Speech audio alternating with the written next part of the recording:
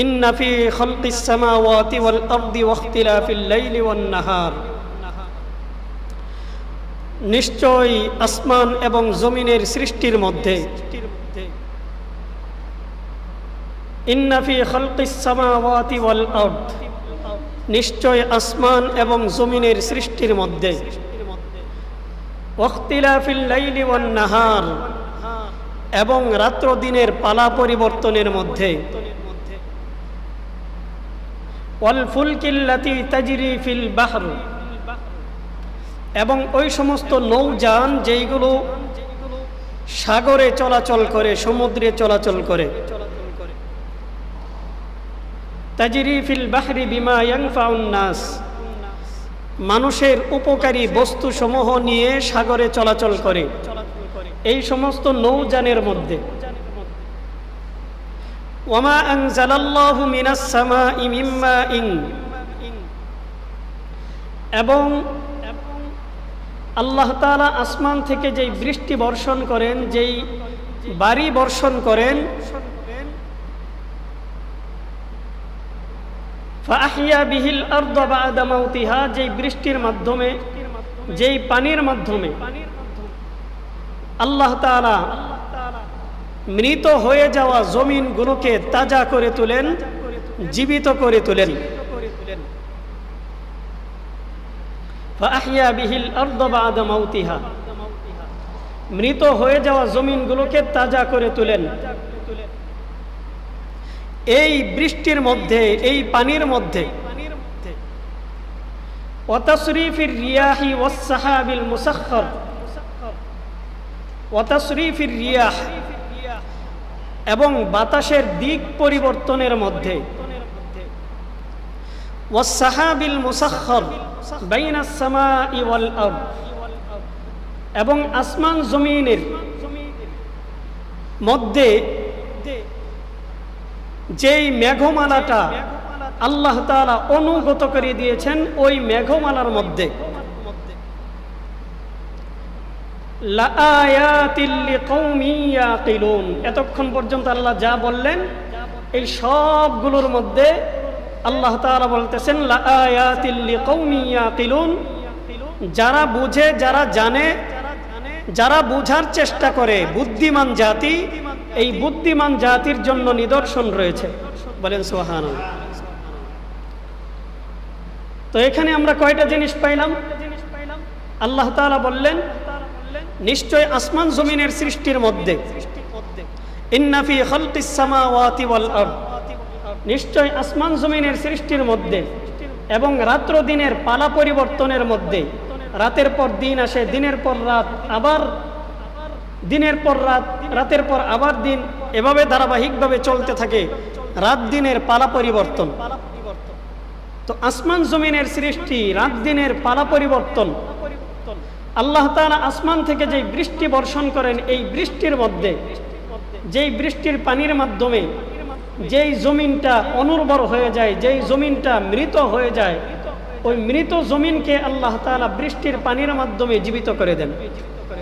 তো এই সমস্ত কিছুর মধ্যে ওয়াস সাহাবিল মুসাখখারি বাইনাস সামাই ওয়াল আরদ ওয়া তাসরিফির রিয়াহ, এবং বাতাসের যে দিক পরিবর্তন, একবার বাতাস পূর্ব দিক থেকে আসে, আরেকবার পশ্চিম দিক থেকে, একবার আসে উত্তর দিক থেকে, আরেকবার আসে দক্ষিণ দিক থেকে। এই যে বাতাসের দিক পরিবর্তন, বাতাসের এই দিক পরিবর্তনের মধ্যে ওয়াস সাহাবিল মুসাখখারি বাইনাস সামাই ওয়াল আরদ, এবং আসমান জমিনের মধ্যে আল্লাহ তাআলা যেই মেঘমালাকে আসমান জমিনের অনুগত করে দিয়েছেন, মানব জাতির জন্য যেই মেঘমালাকে আল্লাহ তাআলা অনুগত করে দিয়েছেন, এই মেঘমালার মধ্যে, এই সব বিষয়ের মধ্যে রয়েছে, আল্লাহ তাআলা বলেন যারা আকলমান, যারা বুদ্ধিমান মানুষ, এই সমস্ত বুদ্ধিমান মানুষের জন্য নিদর্শন। তো আল্লাহ পাক রব্বুল আলামিন আসমান সৃষ্টি করেছেন, জমিন সৃষ্টি করেছেন। আসমান জমিন সৃষ্টি করার পর এই আসমান জমিনকে আমাদের উপকারের জন্য আল্লাহ তাআলা লাগিয়ে দিয়েছেন, আমাদের অনুগত করে দিয়েছেন। জমিন আমাদের জন্য শস্য ফলাইতেছে, ফসল ফলাইতেছে, এই শস্য ফসল এগুলো আমরা ভোগ করতেছি। আল্লাহ তাআলা জমিনের মধ্যে আমাদের জন্য চাষাবাদের জায়গা তৈরি করে দিয়েছেন। আমরা চাষাবাদ করি, এখান থেকে আমাদের অনেক আয় রোজগার হয়, এখান থেকে আমরা আমাদের জীবিকা উপার্জন করে থাকি। আল্লাহ পাক রব্বুল আলামিন আসমানকে আমাদের অনুগত করে দিয়েছেন। আসমান আমাদের জন্য বৃষ্টি বর্ষণ করে, আমাদের জন্য আসমান থেকে বৃষ্টি বর্ষণ হয়। প্রচন্ড রোদ গ্রীষ্মকালে যখন মানুষ পানির জন্য হাহাকার করতে থাকে, কোনো পানি নেই, শুধু এই সূর্যের তাপ, সূর্যের আলো মানুষের অবস্থা এমন করে রেখেছে যে মানুষ সূর্যের তাপে একেবারে মৃতপ্রায় অবস্থা, জীবন চলে যায় অবস্থা। মানুষের এমন পরিস্থিতিতে আল্লাহ পাক রব্বুল আলামিন আসমান থেকে মানুষের জন্য বৃষ্টি বর্ষণ করেন, মানুষকে আবার নতুন জীবন দান করেন। যখন চাষাবাদের জায়গাগুলো আমাদের অনুর্বর হয়ে যায়, শুকিয়ে কাঠ হয়ে যায়, মাটিগুলো ফেটে যায়, এমত অবস্থায় এই মাটির জন্য প্রয়োজন পানি। আল্লাহ তাআলা আসমান থেকে আমাদের জন্য পানি বর্ষণ করেন, আমাদের জন্য বৃষ্টি বর্ষণ করেন। এই বৃষ্টির পানিতে আবার অনুর্বর ভূমিগুলো, মৃতপ্রায় ভূমিগুলো আবার উর্বর হয়ে যায়, আবার এইগুলো তরুতাজা হয়ে যায়। এখান থেকে আবার আমরা নতুন করে ফসল ফলাইতে পারি। তো এই যে আল্লাহ তাআলার এই যে একটা সিস্টেম, এই সিস্টেমটা যে তিনি জারি রেখেছেন, বলেন তো দেখি এই সিস্টেমটা আমাদের জন্য নিয়ামত কিনা? কথা বলেন না কেন? এই সিস্টেমটা আল্লাহ তাআলা যে আমাদের জন্য জারি করলেন, আমাদের ফায়দার জন্য করলেন কিনা, আমাদের উপকারের জন্য করলেন কিনা? আল্লাহ পাক রব্বুল আলামিন এই আসমান, এই জমিন, এই সব কিছুর মধ্যে আমাদের জন্য রেখেছেন নিয়ামত, আমাদের জন্য রেখেছেন অনেক বড় নিদর্শন। আল্লাহ তাআলা বলেন এইগুলোর দিকে যখন তোমরা তাকাইবা তখন তোমরা তোমাদের মাওলাকে চিনতে পারবা। এইগুলোর দিকে যখন তাকাইবা তখন আল্লাহ তাআলার কুদরত তোমাদের চোখের সামনে ভাসতে থাকবে। আল্লাহ তাআলা কত শক্তিমান, কত ক্ষমতাবান, এটা তোমরা তখন উপলব্ধি করতে পারবা যখন তোমরা এই আসমান জমিনের এই সিস্টেমটা তোমরা যখন ভালোভাবে পর্যবেক্ষণ করবা, তখন তোমরা তোমাদের মাওলাকে চিনতে পারবা। পূর্বের জামানার কাফের মুশরিকরা পর্যন্ত এই কথা বলতে বাধ্য ছিল যে এই আসমান জমিন, এই দুনিয়া, এই লৌহ কলম, এই সারা জগতের যা কিছু আছে এই সব কিছুর সৃষ্টিকর্তা হলেন কে? এটা মুশরিকরাও বলতো, মুশরিকরাও এই কথা স্বীকার করত। আল্লাহ পাক রব্বুল আলামিন সূরাতুজ যুখরুফের 87 নম্বর আয়াতের মধ্যে বলতেছেন, ওয়ালা ইন সাআলতাহুম মান খালাকাহুম লা ইয়াকুলুন্নাল্লাহ ফাআন্না ইউফাকুন। আল্লাহ তাআলা বলেন, আপনি যদি তাদেরকে জিজ্ঞাসা করেন, এই কাফের মুশরিকদেরকে যদি আপনি জিজ্ঞাসা করেন, মান খালাকাহুম, কে তাদেরকে সৃষ্টি করেছে, লা ইয়াকুলুন্নাল্লাহ, তারা সবাই এক বাক্যে এই কথা বলবে যে অবশ্যই অবশ্যই আমাদেরকে সৃষ্টি করেছেন কে? আল্লাহ সৃষ্টি করেছেন। আল্লাহ তাআলা এখানে লামে তাকিদ নিয়ে এসেছেন, নুনে তাকিদ নিয়ে এসেছেন, লা ইয়াকুলুন্নাল্লাহ, অবশ্যই অবশ্যই তারা এই কথা বলবে যে আমাদেরকে সৃষ্টি করেছেন কে? আল্লাহ সৃষ্টি করেছেন। তো কাফেরদেরকেও যদি আপনি জিজ্ঞাসা করেন তোমাকে কে সৃষ্টি করলো, একটা মুশরিককেও যদি আপনি জিজ্ঞাসা করেন যে তোমাকে কে সৃষ্টি করলো, সে সর্বপ্রথম যার কথা বলবে তিনি হলেন কে? আল্লাহ। আল্লাহ সৃষ্টি করেছেন। সূরাতুল আনকাবুতের 61, 62 এবং 63 নম্বর আয়াত আল্লাহ পাক রব্বুল আলামিন ইরশাদ করতেছেন, ওয়ালা ইন সাআলতাহুম মান খালাকাস সামাওয়াতি ওয়াল আরদ ওয়া সাখখারাশ শামসা ওয়াল কমারা লা ইয়াকুলুন্নাল্লাহ। যদি আপনি তাদেরকে জিজ্ঞাসা করেন মান খালাকাস সামাওয়াতি ওয়াল আরদ, এই যে আসমান এই জমিন এই সবগুলোকে কে সৃষ্টি করেছেন, তখন তারা একটি কথাই বলবে, একটা উত্তরই দিবে, তারা বলবে লা ইয়াকুলুনাল্লাহ, অবশ্যই অবশ্যই এই আসমান জমিনকে কে সৃষ্টি করেছেন, আল্লাহ সৃষ্টি করেছেন। তারা এই কথাই বলবে। আল্লাহ পাক রব্বুল আলামিন বলতেছেন যদি আপনি তাদেরকে জিজ্ঞাসা করেন যে এই আসমান এই জমিন কে সৃষ্টি করলো, তখন তারা বলবে লা ইয়াকুলুনাল্লাহ, আসমান জমিনের সৃষ্টিকর্তা হচ্ছেন আল্লাহ। আসমান জমিনের সৃষ্টিকর্তা কে? আল্লাহ। ফাআন্না ইউফাকুন, আল্লাহ তাআলা বলতেছেন তোমরা তোমাদের মুখে স্বীকার করতেছো, তোমরা বলতেছো যে এই আসমান জমিন সৃষ্টি করেছেন আল্লাহ, অথচ তোমরা আল্লাহকে ভুলে গিয়ে তোমরা কোন দিকে ছুটে বেড়াচ্ছ, তোমরা কোন পথে চলতেছো, তোমরা আল্লাহ ছাড়া কাদেরকে উপাস্য হিসেবে গ্রহণ করতেছো। ফাআন্না ইউফাকুন, তোমরা যেখানে তোমাদের জবান দ্বারা বলতেছো তোমাদের সৃষ্টিকর্তা হলেন আল্লাহ, সেখানে আল্লাহ ছাড়া তোমরা কাদেরকে উপাস্য হিসেবে গ্রহণ করতেছো, আল্লাহ ছাড়া কাদেরকে তোমরা মাবুদ হিসেবে মানতেছো। যাদেরকে তোমরা মাবুদ হিসেবে মানো এরা তো জড় পদার্থ, এরা কিছুই করার ক্ষমতা রাখে না, এরা তোমাদেরকে সেফটি দিতে পারবে না, এরা তোমাদের হায়াত দিতে পারবে না, এরা তোমাদের মৌত দিতে পারবে না, তোমাদেরকে সুস্থ রাখতে পারবে না, আবার তোমাদেরকে অসুস্থ বানাইতে পারবে না, তোমাদেরকে নাজ দিয়ে আমোদ দিতে পারবে না, তোমাদেরকে রিজিক দিতে পারবে না,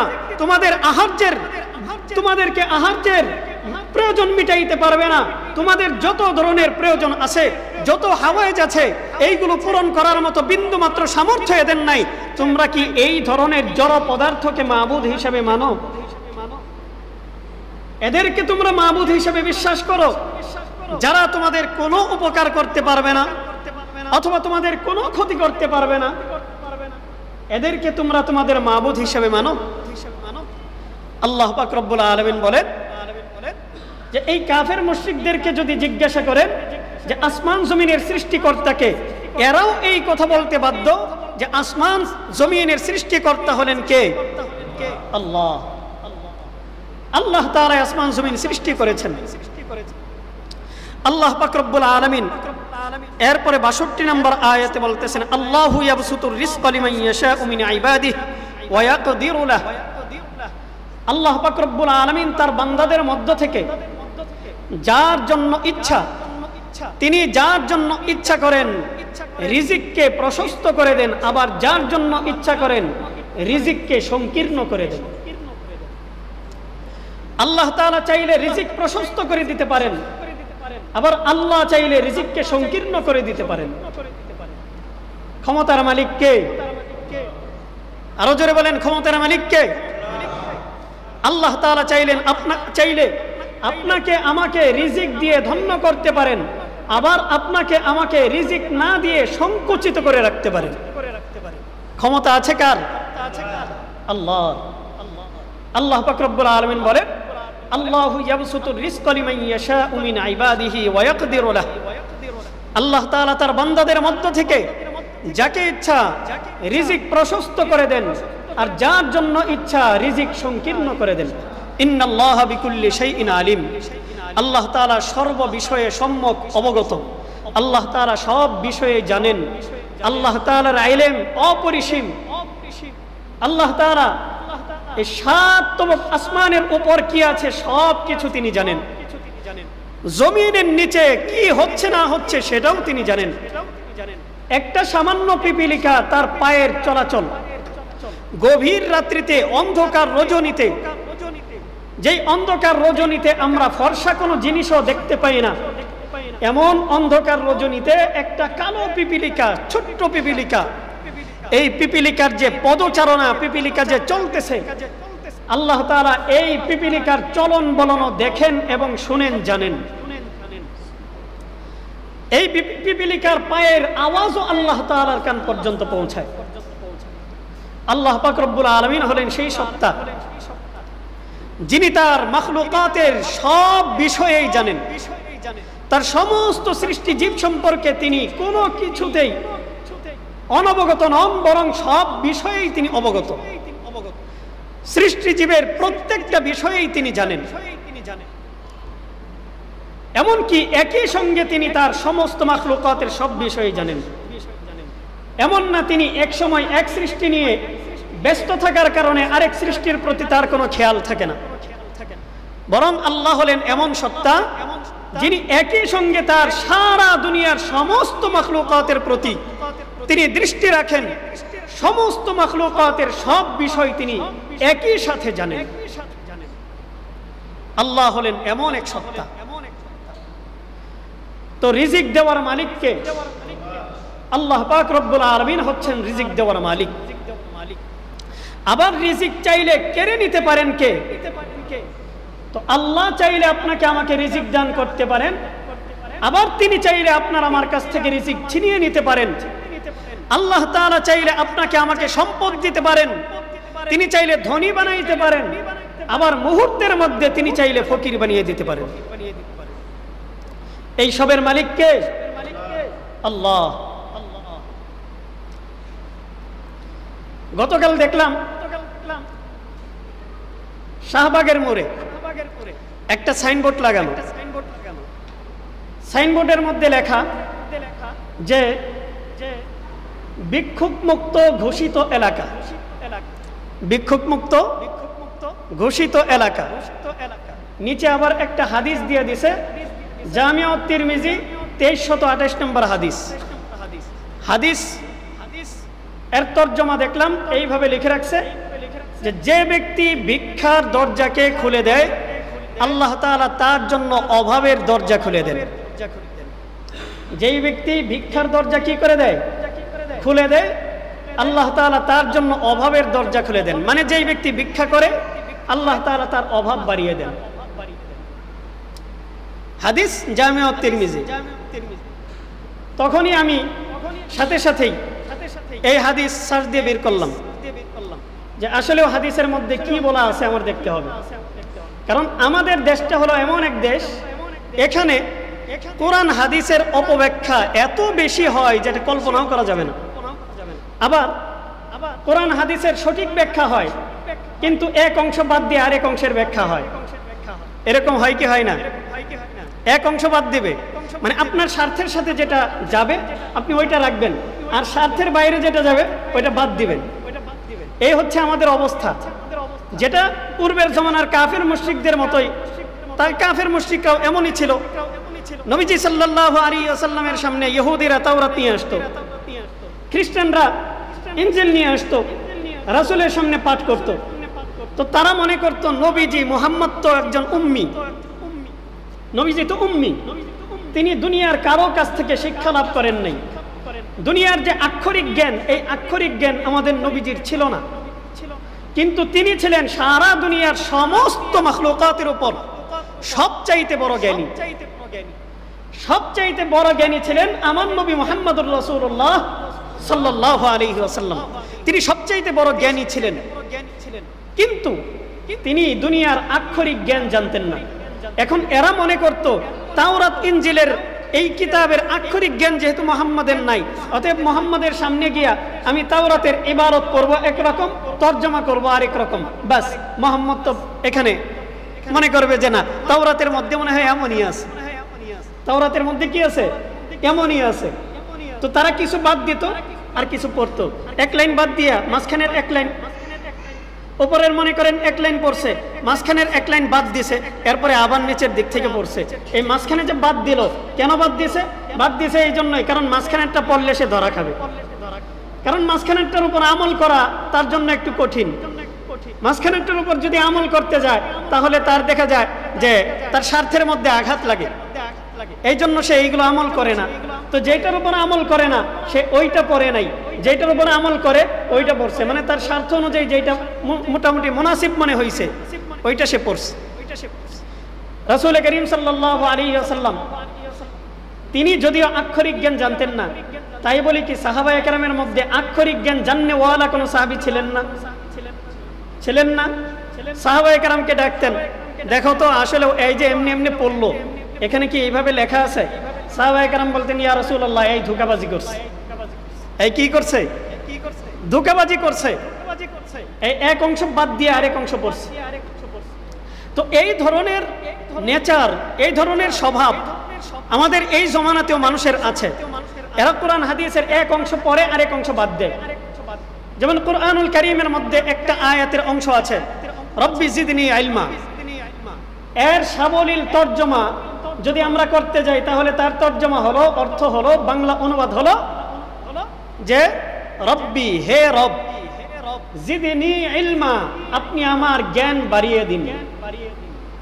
আপনি দেখবেন বিভিন্ন সাইনবোর্ডের মধ্যে শিক্ষা প্রতিষ্ঠানের সামনে লেখা থাকে, হে প্রভু আমার জ্ঞান বাড়িয়ে দাও, হে প্রভু আমার জ্ঞান বাড়িয়ে দাও। এই যে এই অংশটুকু দিয়ে বেশ ভালো রমরমা ব্যবসা হয়। অথচ এই আয়াতের আগেও অংশ আছে, পরেও অংশ আছে। ফাতাআলা আল্লাহুল মালিকুল হক, লা ইলাহা ইল্লা হুয়া রাব্বুল আরশিল কারীম, ওয়া মান ইয়াদউ মা আল্লাহি ইলাহান আখার লা বুরহানা লাহু বিহি ফাইন্নামা হিসাবুহু ইনদা রাব্বিহি ইন্নাহু লা ইফলিহুল কাফিরুন। আল্লাহ পাক রব্বুল আলামিন এই কোরআনুল কারীমের এই যে অংশটুকু, এই অংশের আগেও অংশ রাখছেন, পরেও অংশ রাখছেন। এই আগে পরে বাদ দিয়ে মাঝখান থেকে এইটুকু ব্যবহার করে আজকে রমরমা ব্যবসা হচ্ছে। তো কোরআন দিয়েও ব্যবসা হয়। দেখবেন লেখা থাকে, যারা জানে যারা জানে না তারা কি সমান হতে পারে? না, কোশ্চিনকালেও সমান হতে পারে না, অথবা না কখনো সমান হতে পারে না। এরকম লেখা থাকে কিনা? বিভিন্ন ভার্সিটির সামনে দেখবেন, স্কুলের সামনে দেখবেন, কলেজের সামনে দেখবেন, আপনি দেখবেন লক্ষ্য করে এই লেখাগুলো থাকে। যারা জানে আর যারা জানে না তারা কি সমান হতে পারে? না, কখনো সমান হতে পারে না। বাস। অথচ এই অংশটুকু আল্লাহ তাআলা কোরআনুল কারীমে বলছেন, আম্মান হুয়া কানিতুন আনা আল-লাইলি সাজিদান ওয়া কাইমান ইয়াহযারুল আখিরাহ ওয়া ইয়ারজু রাহমাত রাব্বিহ। এই অংশটুকু আগে, এরপরে কুল হাল ইয়াস্তাবিল্লাযীনা ইয়ালামুন ওয়াল্লাযীনা লা ইয়ালামুন। এই যারা জানে যারা জানে না তারা কি সমান হতে পারে? এটা হলো এই যে এইটুকু দ্বিতীয় অংশ, কুল হাল ইয়াস্তাবিল্লাযীনা ইয়ালামুন ওয়াল্লাযীনা লা ইয়ালামুন। ইলম মানে হচ্ছে জ্ঞান, ইলম মানে জ্ঞান, ইলম মানে জানা। কিন্তু শরীয়তের পরিভাষায় ইলম সব ইলমকেই বলা হয় না। একটা চোর যখন চুরি করে, এই চুরি করার জন্য বিদ্যার প্রয়োজন হয়। বিদ্যার প্রয়োজন হয় কিনা? কমলাপুরের আশপাশে দেখবেন, কমলাপুরের আশপাশেই মোটামুটি চুরিটা একটু বেশি হয়। এরকম গাবতলীর আশপাশেও চুরি হয় বেশি। বিশেষ বিশেষ কিছু জায়গা আছে, কমলাপুর, গাবতলী, গুলিস্তান, এই সমস্ত জায়গার মধ্যে চুরি হয় সবচেয়ে বেশি। কারণ এইগুলো জনবহুল এলাকা, আর এই সমস্ত এলাকার মধ্যে মানুষের চলাচল, এই পূর্ববঙ্গের বলেন, পশ্চিমবঙ্গের বলেন, আর যেদিকের মানুষই বলেন, এই সমস্ত অঞ্চলে বেশি চলাচল হয়। উত্তরবঙ্গের মানুষগুলো গাড়ি দিয়ে আসার পর ওই গাবতলীতে নামে, আবার গাবতলী থেকে তাদের কাউন্টার, ওইখান থেকে তারা বাড়িতে যাওয়া লাগে, ঠিক কিনা? তো এই অঞ্চলগুলোর মধ্যে সরল সোজা মানুষ সবচেয়ে বেশি পাওয়া যায়। ময়মনসিংহের সরল সোজা মানুষগুলো কমলাপুরে আসে। এই মানুষগুলোকে ট্রেন থেকে নামার পরে দেখবেন চুরি ছিনতাই হয়।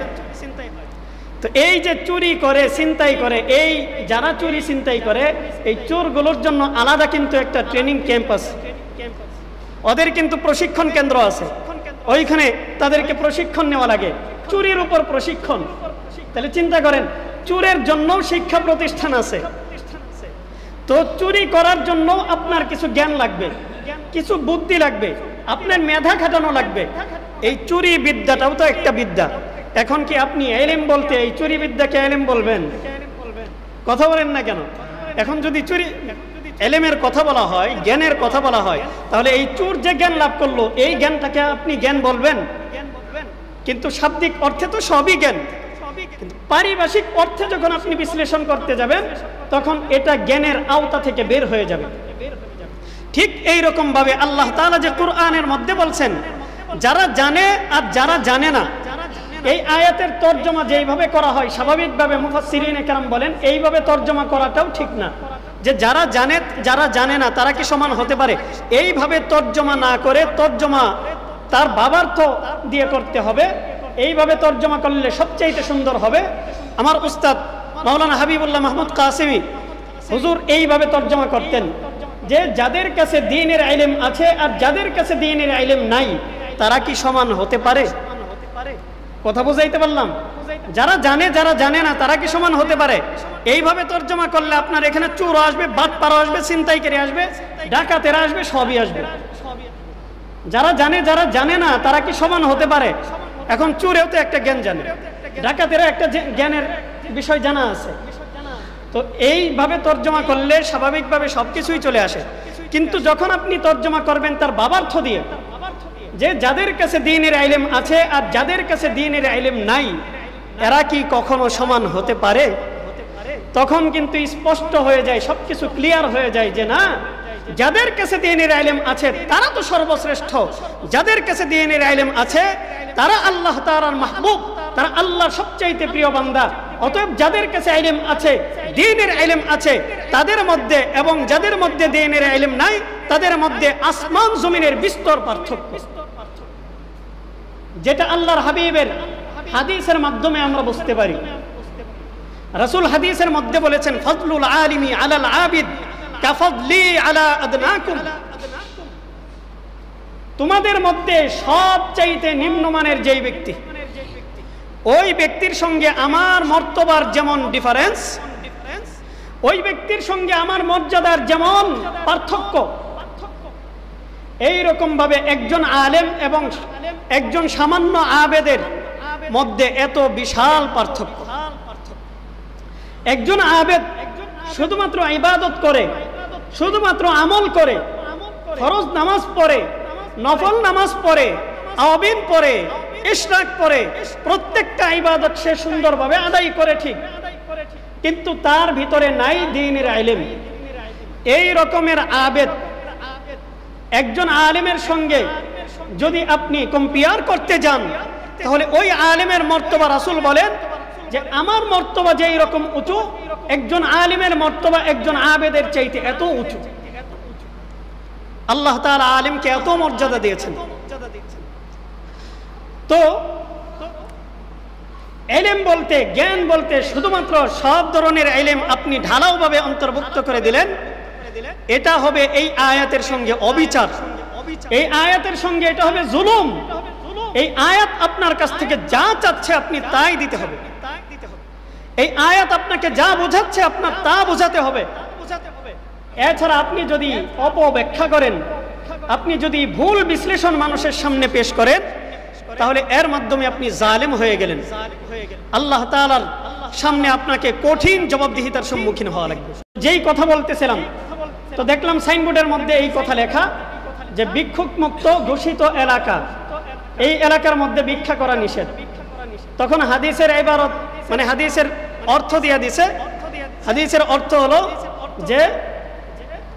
যে ব্যক্তি তার ভিক্ষার দরজা খুলে দেয় আল্লাহ তাআলা তার অভাবের দরজা খুলে দেন, জামিউত তিরমিজি। পরে দেখলাম এই হাদিসের আগেও একটা বিশাল অংশ আছে আর পরের অংশ আরো বড়। আগেও এক অংশ আছে আর পরের অংশ কি আরো বড়। হাদিসের মধ্যে রাসূল করিম সাল্লাল্লাহু আলাইহি ওয়াসাল্লাম বলতেছেন, আমি তোমাদেরকে একটা কথা বলতে চাই, দেখো দান দক্ষিণার মাধ্যমে, দান খায়রাতের মাধ্যমে কোনো সম্পদ কখনো হ্রাস পায় না, সম্পদ কমে না, বরং যখন তোমরা দান খায়রাত করবা তখন তোমাদের সম্পদ উত্তরোত্তর বৃদ্ধি পেতে থাকবে, তোমাদের সম্পদ বাড়তে থাকবে। দান খায়রাতের মাধ্যমে সম্পদ কমে না, সম্পদ বাড়বে। এরপরে আল্লাহর রাসূল বলেন, যদি কোনো ব্যক্তির উপর জুলুম করা হয়, যদি কোনো ব্যক্তি মাজলুম হয়, আর এই মাজলুম ব্যক্তি যদি ধৈর্য ধারণ করে, আল্লাহ তাআলা মাজলুমের সম্মান বাড়িয়ে দেন। এর পরের অংশে আল্লাহর রাসূল বলতেছে যে যদি কোনো ব্যক্তি ভিক্ষার দরজা উন্মুক্ত করে দেয় তাহলে আল্লাহ তাআলা তার অভাবের দরজা উন্মুক্ত করে দেন। পরের অংশেই সাহাবী বলতেছেন, অথবা রাসূল এই জাতীয় কোনো একটা কথা বলছেন, অথবা রাসূল এই জাতীয় কোনো একটা কথা বলছেন। এরপর রাসূল সাল্লাল্লাহু আলাইহি ওয়াসাল্লাম বললেন যে আমি তোমাদেরকে চারটা কথা বলতে চাই। কয়টা কথা? চারটা কথা। এই যে সারা দুনিয়া এই দুনিয়া চার ধরনের ব্যক্তির জন্য। কয় ধরনের ব্যক্তির জন্য? চার ধরনের ব্যক্তির জন্য এই সারা দুনিয়া। খুব ভালো করে মনে রাখবেন, রাসূলও ঠিক এইভাবেই বলছেন, ইহফাজহা, এই কথাটা তোমরা খুব ভালো করে মুখস্থ করে রাখবা, আত্মস্থ করে রাখবা, আজীবন ভুলবা না। রাসূল এই কথা বলছেন, ঠিক আমিও এই কথাটাই আপনাদেরকে বলতে চাই যে ভালো করে মনে রাখবেন। আল্লাহর রাসূল কয়টা কথা বললেন? চারটা কথা বললেন। বললেন যে এই সারা দুনিয়া হচ্ছে চার ধরনের ব্যক্তির জন্য। এক নাম্বার, যেই ব্যক্তিকে আল্লাহ তাআলা দ্বীনের ইলম দান করেছেন এবং সম্পদ দান করেছেন, ইলমও দান করেছেন আবার সম্পদও দান করেছেন। কথা বোঝাইতে পারলাম? এক নাম্বার, যাকে আল্লাহ তাআলা ইলমও দান করেছেন আবার সম্পদও দান করেছেন, অতঃপর সে এই ইলম অনুযায়ী আমল করে শরিয়া মোতাবেক তার জীবন পরিচালিত করে এবং আল্লাহ প্রদত্ত এই সম্পদ থেকে সে আল্লাহর রাস্তায় দান করে। আল্লাহর হাবিব বলেন এই ব্যক্তির সম্মান এবং মর্যাদা আল্লাহ তাআলার কাছে সবচাইতে বেশি। সুবহানাল্লাহ। এই ব্যক্তির সম্মান এবং মর্যাদা সবচাইতে বেশি যার কাছে ইলম আছে এবং সম্পদ আছে। ইলমকে দ্বীনের জন্য কাজে লাগায় আর সম্পদকে আল্লাহ তাআলার রাস্তায় কাজে লাগায়। আল্লাহর হাবিব বলেন এই ব্যক্তির সম্মান এবং মর্যাদা সবচাইতে বেশি। দুই নাম্বার, রাসূল বললেন দুই নাম্বার ওই সমস্ত ব্যক্তি যাদেরকে আল্লাহ তাআলা ইলম দান করেছেন কিন্তু সম্পদ দান করেন নাই। কি দান করেছেন আর কি দান করেন নাই? ইলম দান করেছেন কিন্তু সম্পদ দান করেন নাই। কিন্তু এই ব্যক্তি সম্পদ না থাকার পর সে এই কথা বলে যে আল্লাহ তাআলা যদি আমাকে সম্পদ দান করতেন তাহলে ওই সম্পদশালী ব্যক্তি সম্পদ পাওয়ার পর যেইভাবে আল্লাহর রাস্তায় সম্পদ দান করে আমিও এইভাবে দান করতাম। মানে তার দিলের ভিতর আকাঙ্ক্ষা, আল্লাহ তাআলা যদি আমাকে ধনী বানাইতেন তাহলে আমি হজ করতাম, আল্লাহ যদি আমাকে ধনী বানাইতেন তাহলে আমি আল্লাহর জন্য দান করতাম, আমি যাকাত আদায় করতাম, আমি মজলুমানের পাশে দাঁড়াইতাম, আমি মুসাফিরদেরকে টাকা দিতাম, আমি বিভিন্ন মজলুম মুসলমানদের জন্য টাকা ব্যয় করতাম। এই ধরনের তামান্না যেই ব্যক্তি তার দিলের মধ্যে ব্যক্ত করে, আল্লাহর হাবিব বলেন এই ব্যক্তিও ওই প্রথম শ্রেণীর ব্যক্তির মতো মর্যাদাবানদের অন্তর্ভুক্ত হয়ে যাবে। বলেন সুবহানাল্লাহ। ওই প্রথম শ্রেণীর মতো সম্মানিত যারা সম্পদ আছে, ইলমও আছে, সম্পদ আল্লাহর রাস্তায় দান করে, ইলম দিয়ে আল্লাহর ইবাদত করে। আল্লাহর হাবিব বলেন এই শ্রেণী এবং দ্বিতীয় শ্রেণী এরা সমান। এরপর আল্লাহর রাসূল তৃতীয় যেই ব্যক্তির কথা বলতেছেন, রাসূল বলেন যাকে আল্লাহ তাআলা সম্পদ দান করেছেন কিন্তু ইলম দান করেন নাই। কি দান করেছেন আর কি দেন নাই? সম্পদ দিয়েছেন কিন্তু ইলম দেন নাই, দ্বীনের ইলম দেন নাই। এই ব্যক্তি সম্পদ পাওয়ার পর দ্বীনি ইলম না থাকার কারণে সে তার খাহেশাত অনুযায়ী তার যা চাইছে মন তাই করেছে, যেভাবে ইচ্ছা সেভাবে তার সম্পদকে নষ্ট করেছে। আল্লাহর হাবিব সাল্লাল্লাহু আলাইহি ওয়াসাল্লাম বলেন এই ব্যক্তি হচ্ছে সবচাইতে জঘন্য, সবচাইতে খারাপ আর সমস্ত মানুষের মধ্যে সবচাইতে নিকৃষ্ট এবং নিম্ন স্তরের মানুষ। যাকে আল্লাহ তাআলা সম্পদ দান করেছেন, দ্বীনের ইলম দেন নাই, কিন্তু সে এই সম্পদকে ভালো কাজে ব্যয় করে নাই, খারাপ কাজে সম্পদ ব্যয় করেছে। সে তার সম্পদকে খাহেশাত অনুযায়ী তার মন যেইভাবে চাইছে সেইভাবে এই সম্পদকে নষ্ট করেছে। আল্লাহর রাসূল বলেন এই ব্যক্তি হচ্ছে সবচাইতে জঘন্য এবং সবচাইতে নিকৃষ্ট। বলেন নাউজুবিল্লাহ। এই শ্রেণীর মানুষ হচ্ছে সবচাইতে জঘন্য। হ্যাঁ, সম্পদ যদি আল্লাহর রাস্তায় ব্যয় করা হয় তাহলে তো তার মর্যাদা ভিন্ন, কিন্তু যদি আল্লাহর রাস্তায় ব্যয় না করে এই সম্পদকে সে যদি ভালো কাজে না লাগিয়ে খারাপ কাজে লাগায় তাহলে এই ব্যক্তির ব্যাপারে রাসূল বলেছেন এই হচ্ছে সবচেয়ে নিকৃষ্ট। 4 নাম্বার যেই ব্যক্তির কথা আল্লাহর রাসূল বলেছেন, রাসূল বলেন ওই সমস্ত ব্যক্তি যেই ব্যক্তিদেরকে আল্লাহ তাআলা সম্পদও দেন নাই, ইলমও দেন নাই, দুইটার কোনোটাই দেন নাই, একেবারে নীল, একেবারেই নীল, সে জিরোতে আছে, এখনো পর্যন্ত না তার ইলম আছে না তার সম্পদ আছে, তার কিছুই নাই। আল্লাহ রাসূল সাল্লাল্লাহু আলাইহি ওয়াসাল্লাম বলেন, এই ব্যক্তি তার অন্তরের মধ্যে যেই নিয়ত করবে, আল্লাহ তাআলা এই নিয়ত অনুযায়ী তার মর্যাদা দান করবেন। সে যদি নিয়ত করে থাকে এরকম যে আল্লাহ যদি আমাকে সম্পদ দান করতেন, তাহলে আমি আমার এই সম্পদ আল্লাহর রাস্তায় ব্যয় করতাম, আমি আমার সম্পদ আল্লাহর রাস্তায় ব্যয় করতাম। এবং সে যদি ভালো কাজ করে, নেক কাজ করে, ইলম নাই কিন্তু ভালো কাজগুলো করে, নেক কাজ করে, আবার মনে মনে এই প্রার্থনা করে যে আমার ইলম যদি আল্লাহ তাআলা দিতেন, তাহলে আমি আমার ইলমকে কাজে লাগাইতাম। আল্লাহ আমাকে ইলম দান করেন নাই তো কি হয়েছে, আমার সন্তানদেরকে আমি আলেম বানাবো, আমার নাতি নাতনিদেরকে আমি আলেম বানাবো, এদেরকে আমি ভালো মানুষ বানাবো, এদেরকে দ্বীনি ইলমের শিক্ষা দান করব। এই ধরনের তামান্না যদি কোনো ব্যক্তি পেশ করে, আল্লাহর হাবিব বলেন আল্লাহ তাআলা এই ব্যক্তির দিলের মধ্যে কি আছে, তার অন্তরের মধ্যে কি বাসনা আছে, এই বাসনা অনুযায়ী তাকে মর্যাদা দান করবেন। এখন যদি তার অন্তর, আমরা তো অনেক সময় অন্তরের মধ্যে, মুখের মধ্যে আমাদের মধু থাকে, অন্তরের মধ্যে বিষ, এরকম আমাদের প্রবাদ আছে, আছে কিনা? তো আমাদের অনেক মানুষ এরকম পাওয়া যায় যে আমরা মুখে এক কথা বলি কিন্তু অন্তরের মধ্যে আমাদের আরেক চিন্তা, আরেক টেনশন। আমরা মুখে বলতেছি যে যদি আলেম হইতাম, যদি আমরা হাফেজ হইতাম, যদি এরকম হইতাম, সম্পদশালী হইতাম, তাহলে আল্লাহর রাস্তায় দান করতাম, আমি আলেম বানাইতাম, আমি এরকম ভাবে আরো কয়েকজন হাফেজ তৈরি করতাম, আরো কত ধরনের চিন্তা চেতনা। তো আমরা মুখে এই কথা বলি কিন্তু অন্তরের মধ্যে অনেক সময় আমাদের দেখা যায় যে এই কথা তো আমরা মুখে বলতেছি কিন্তু অন্তর দিয়ে আবার হাফেজকে ঘৃণা করি, আলেমকে ঘৃণা করি। যেই ব্যক্তির কাছে দ্বীনি ইলম আছে ওই ব্যক্তিকে আমি সহ্য করতে পারি না, দেখতে পারি না। আল্লাহর রাসূল সাল্লাল্লাহু আলাইহি ওয়াসাল্লাম বলেন যে তোমার অন্তরের মধ্যে কোন চিন্তা আছে, কোন নিয়তটা আছে, এই নিয়তের উপর নির্ভর করেই আল্লাহ তাআলা তোমাকে বিনিময় দান করবেন। এখন তোমার নিয়ত যদি সলিড হয়, ইখলাসপূর্ণ তোমার নিয়ত হয়, আল্লাহ তাআলা তোমাকে এই ইখলাসের উপর নির্ভর করেই তোমাকে বিনিময় দান করবেন, উত্তম বিনিময় দান করবেন। আর যদি তোমার নিয়তের মধ্যে গড়বড় থাকে, তাহলে আল্লাহর রাসূল বলেন তোমাকে আল্লাহ তাআলা ওই যে নিকৃষ্ট পর্যায়ের 3 নম্বরের যেই লোকটার কথা বলেছেন, এই ব্যক্তির সঙ্গে আল্লাহ তাআলা তোমাকে জাহান্নামে নিক্ষেপ করবেন। এবার বলেন, এই যে হাদিসটা বললাম, এটা কিন্তু পুরা হাদিসের একটা বাবার্থ এবং মোটামুটি টাইপের একটা তর্জমা করে দিলাম।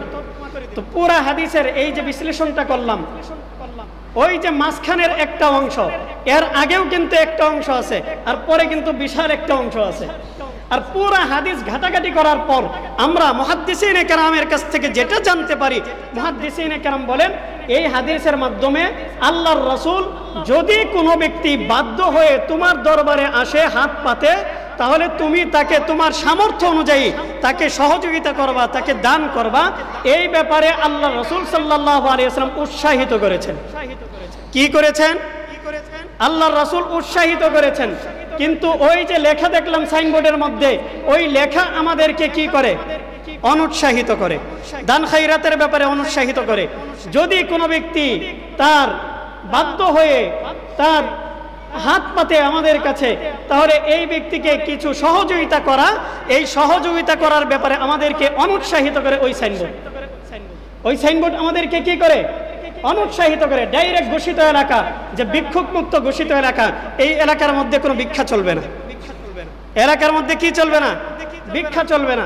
অথচ আল্লাহর রাসূল এই হাদিসের মধ্যে 2 শ্রেণীর মানুষকেই কিন্তু সবক দিয়েছেন। যারা ভিক্ষা করে তাদেরকে কিন্তু রাসূল কি বলছেন? যে তুমি ভিক্ষা করো, কারণ ভিক্ষা যদি করো তাহলে আল্লাহ তাআলা তোমার যে সংকীর্ণতা, এই সংকীর্ণতা আরো বাড়াইয়া দিবেন। তোমার অভাব দিন দিন বাড়তেই থাকবে। তোমার অভাব কি হতে থাকবে? বাড়তেই থাকবে। তো যারা ভিক্ষুক তাদেরকে বললেন ভিক্ষা কইরো না। আর যারা দাতা, যাদেরকে আল্লাহ তাআলা সামর্থ্য দান করেছেন, তাদের ব্যাপারে আল্লাহর রাসূল সাল্লাল্লাহু আলাইহি ওয়াসাল্লাম বিশাল আলোচনা করলেন। আর বললেন যে যদি কোনো ভিক্ষুক তোমাদের কাছে আসেই একান্ত বাধ্য হয়ে, তাহলে তোমরা তাদেরকে দিয়ে দাও। একজন মানুষ, অসহায় মানুষ, সে তোমাদের কাছে চাইতে পারে না, এই মানুষটাকে তুমি তোমার সামর্থ্য অনুযায়ী সাহায্য করো। ইসলাম সাহায্য এবং সহযোগিতা করতে বলে, কখনো সাহায্যের হাত উঠিয়ে নিতে বলে না। কথা বুঝাইতে পারলাম? ইসলাম সাহায্য এবং সহযোগিতা করার কথা বলে, কখনো সাহায্যের হাত উঠিয়ে নেওয়ার কথা বলে না। অথচ আমাদের বিভিন্ন সময় যেমনটা দেখা যায় যে আমরা কোরআনের একটা আয়াতের সামান্য একটা অংশ অথবা হাদিসের একটা আয়াতের একটা অংশের বিশাল এক অংশের সামান্য একটা অংশ আমরা এনে এর অপব্যাখ্যা করে আমরা মানুষদেরকে দ্বীনি কাজ থেকে, ভালো কাজ থেকে, তাকওয়া এবং তহারতমূলক যেই সমস্ত কাজগুলো আছে, খোদা ভীরুতামূলক যেই সমস্ত কাজ আছে, এই সমস্ত কাজ থেকে আমরা মানুষকে সেপারেট করে দেই, মানুষদেরকে আমরা সরিয়ে রাখি, তাদেরকে দ্বীনি কাজ থেকে অনুৎসাহিত করি, উৎসাহিত না করে তাদেরকে দ্বীনের ব্যাপারে আমরা গাফিল বানিয়ে ফেলি। অথচ যেই পণ্ডিতগুলো এই কাজগুলো করে এরা দেখবেন অধিকাংশই হচ্ছে দ্বীনের ব্যাপারে থার্ড ক্লাস যেই সমস্ত লোক আছে, এরা মানে দ্বীনের ব্যাপারে সামান্য কিছু জানছে আর বেশি কিছু জানে নাই, এরাই অপব্যাখ্যা সবচেয়ে বেশি করে। এরাই দেখবেন সামান্য একটু জানার পর মনে করে যে নিজে বিশাল বড় পণ্ডিত হয়ে গেছে, এই নিজের পাণ্ডিত্য জাহের করার জন্য এক অংশ রাখে আরেক অংশ বাদ দেয়। অথচ এটা যে কত বড় জুলুম, কত বড় জুলুম! আল্লাহ রাসূল সাল্লাল্লাহু আলাইহি ওয়াসাল্লাম বলেছেন, মান কাযাবা আলাইয়া মুতাআম্মিদান ফালইয়াতাবাওয়া মাকআদাহু মিনান নার। যেই ব্যক্তি আমার ব্যাপারে সামান্য একটা মিথ্যা আরোপ করবে, এই ব্যক্তি যেন জাহান্নামের মধ্যে তার জন্য একটা বাড়ি তৈরি করে ফেলেছে। বলেন নাউজুবিল্লাহ। রাসূলের ব্যাপারে আপনি এই যে বলে দিতেছেন যে রাসূল বলে দিয়েছে যে ভিক্ষা করা যাবে না, আর ভিক্ষুকরা আসলে তাদেরকে তাড়িয়ে দেওয়া লাগবে, এই যে কথাটা বললেন, আপনি এই কথা জেনে শুনে বলছেন? আল্লাহর রাসূল তো ভিক্ষুককে অবশ্যই বলছেন যে তুমি ভিক্ষা কইরো না। এমনও ঘটনা আছে, রাসূলের সামনে এক ভিক্ষুক আসছে, রাসূল বলছেন যে তোমার ভিক্ষা করা দরকার নাই, এই নাও আমার কাছে এই সম্পদটা আছে, তুমি এই সম্পদ নিয়ে বিজনেস করো, তুমি ব্যবসা করো। তো ভিক্ষুককে তো রাসূল বলেছেন তোমার ভিক্ষা করা দরকার নাই। আবার যারা সামর্থ্যবান মানুষ তাদেরকেও বলেছেন যে তোমরা যাদের সামর্থ্য নাই, অসচ্ছল মানুষ, এই মানুষগুলোকে তোমরা সহযোগিতা করো।